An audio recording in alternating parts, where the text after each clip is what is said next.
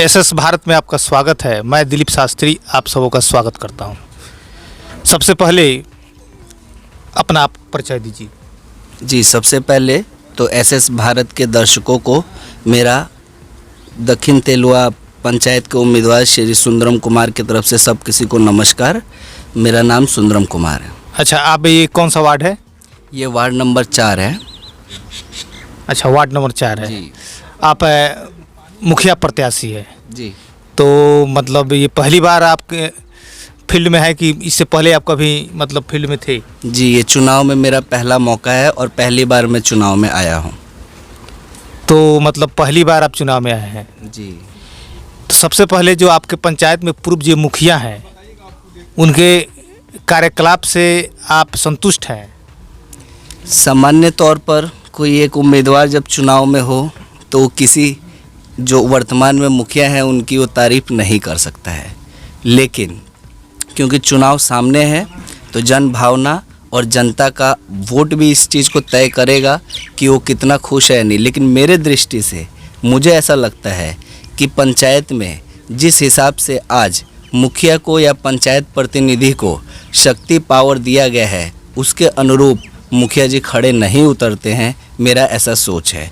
और भी बहुत सामाजिक विकास नहीं हो पाए हैं, इंफ्रास्ट्रक्चर ये सब विकास के अलावा भी, इसकी वजह से मैं बहुत ज़्यादा संतुष्ट एक और बात है कि जो 5 वर्ष के अंदर माननीय श्री मुख्यमंत्री के द्वारा जो भी पंचायत में विकास कार्य हुआ है जिसमें सबसे प्रथम नल जल है, उस नल जल से आप संतुष्ट हैं कि नहीं है? जी ज़रूर। ये मुख्यमंत्री जी का जो है वो ड्रीम प्रोजेक्ट था कि हर घर को नल का जल मिले और अपने आप में बहुत सुंदर योजना थी, लेकिन पूर्ण रूप से सफलता कोसों दूर है।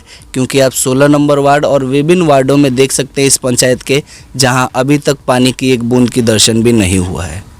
तो इसका मतलब ये है कि ये मतलब नल जल कहीं भी सफल नहीं है? नहीं है, मेरे घर में 24 घंटा हमेशा पानी उपलब्ध रहता है, मेरे वार्ड में आता है।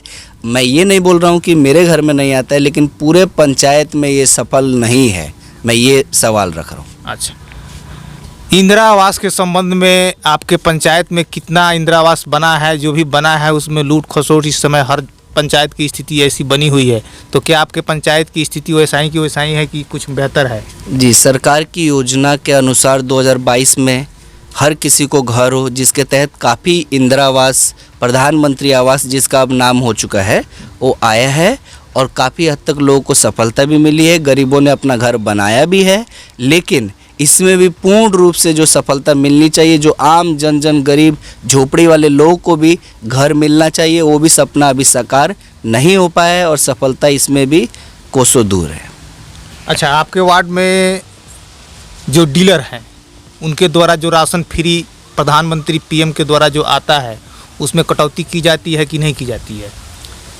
देखिए, प्रधानमंत्री योजना के प्रधानमंत्री अन्न योजना जो है वो वैसे भी डीलर के द्वारा जो राशन दिया जाता है उसमें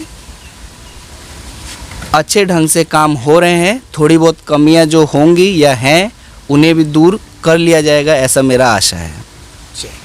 एक और बात, अगर आपको जनता मौका देती है तो भविष्य में आप जनता के कार्यों को कैसे निर्वाह करेंगे?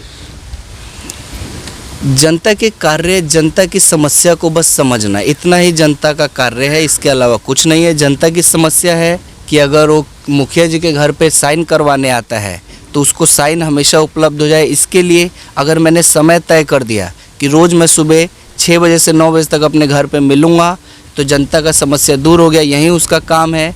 जनता का समस्या सिर्फ विकास के अलावा सामाजिक विकास भी है, चाहे वो शिक्षा में विकास हो, चाहे स्वास्थ्य प्राइमरी हेल्थ केयर सेंटर बनाना हो, चाहे वो इस टाइम कोरोना का समस्या है तो इंजेक्शन लगवाना हो।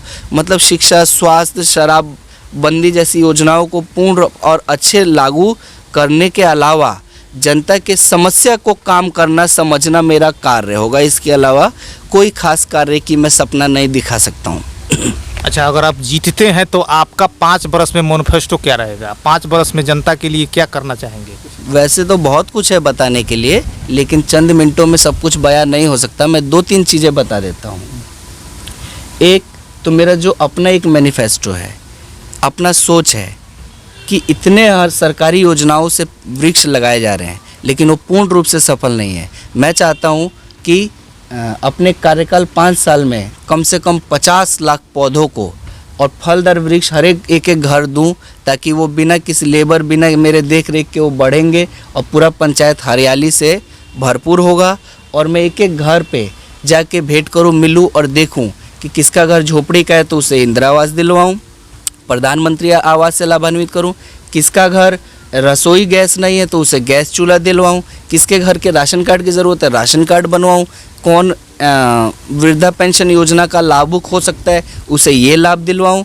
इस तरीके की अनेक योजनाएं लाभान्वित मैं कर सकता हूं। जैसे बहुत छोटे छोटे काम है, जैसे एक टावर है तो मैं अपने पंचायत को अंधकार मुक्त बनाने के लिए इन पे बल्ब लगवा सकता हूं छोटे छोटे, तो ये हो जाएंगे। इस तरीके की अनेक योजनाएं हैं जो मेरे दिमाग में हैं, जिसे मैं रख सकता हूं आपके सामने।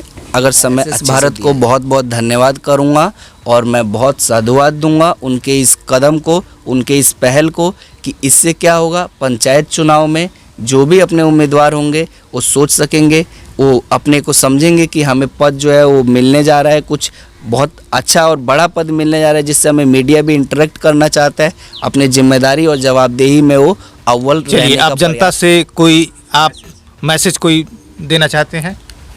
मेरे प्रिय पंचायत वासियों और जनता जनार्दन, आप भगवान हैं, आप ईश्वर हैं। मैं आप सबसे प्रार्थना करता हूं कि 5 साल बाद ये चुनाव होता है। अब राजा आपके कोख से नहीं होता है, राजा आपके वोट से होता है। तो आप लोग बहुत सोच समझकर अपना वोट दें और पंचायत को अग्रणी और आगे ले जाने में प्रयास करें। और इसी के साथ आपका बहुत बहुत धन्यवाद। मेरे चैनल के साथ बने रहने के लिए धन्यवाद। Please like, share and subscribe my channel SS Bharat. जय हिंद।